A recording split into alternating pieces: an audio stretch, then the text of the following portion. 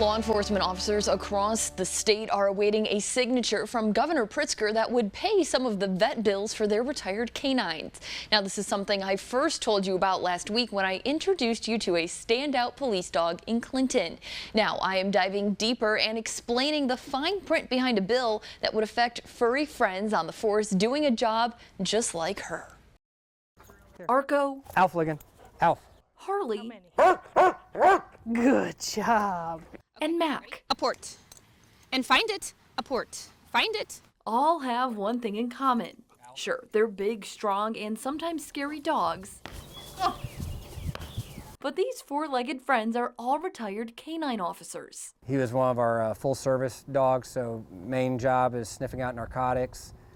He would do tracking, so if you had lost kids or if we had a suspect run from a scene. He and his co-worker Harley with the Champaign County Sheriff's Office would do article searches, looking for items like guns, wallets, or any evidence with a human scent. It's always nice to have a canine working when you need those things because it's obviously a limited resource, but he's a pretty good partner to have. Each of the dogs spending 6 to 7 years in the field with their respective handlers. But after all of that hard work, they're starting to feel a bit of the pain, whether that be in their joints. With him coming up on 13 years old, it's progressively getting worse. And if you were to see him in his younger days, he'd be sprinting all over the place and he can barely kind of get around the block. Or their mouths. Root canal right there.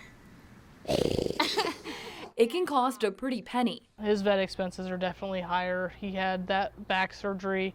He gets a lot more supplements and, he's had times where he needs to be on special food. And that's where Trooper Samantha Crum and her proposed bill come in. She and Canine Mac have been attached at the hip for the past decade. Kablout.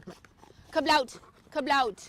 These dogs give 150%, and they deserve, a retirement just like me and you do. If passed, it would create the Canine Care Program for any police dog in the state. The dog's handler would be eligible for a grant up to $1,500 paying for vet care. They are a tool on our belt, but they're more than that, they're family. A feeling these Champaign County law enforcement officials echo. I'm really glad that somebody's paying attention to our retired dogs and, putting in the effort to try and take care of them a little bit. And hope is a catalyst for more canine care in the future. I look at it as they're another officer, and if this bill helps offset some of the costs and make their retirement years a little more comfortable, yeah, I'm all for it. Huh, you're such a good boy.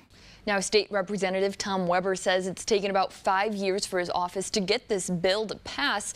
It was just sent to the governor at the end of June and is now awaiting his signature.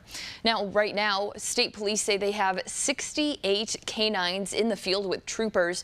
Over the years, Trooper Crum says that number has grown and grown. Plus, she has seen an increasing number of police departments and sheriff's offices with canines, so she isn't called out to assist other agencies like she once was.